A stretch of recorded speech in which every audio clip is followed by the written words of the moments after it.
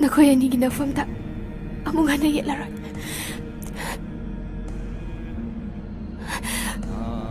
Nang haikibagum.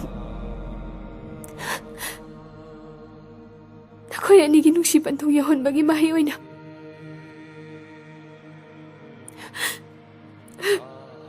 Ay gisumatang mapugta. Nusipan tong naboy sage.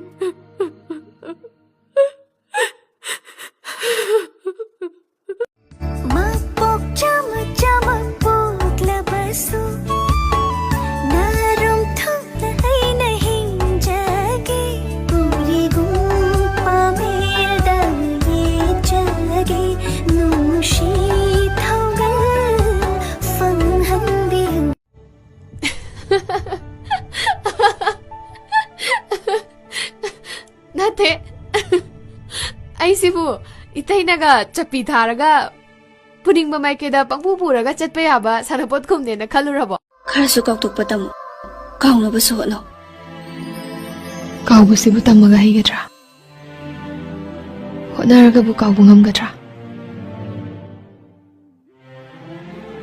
Tamna, hayroi daba pot sidi, tamdaba na henna pai.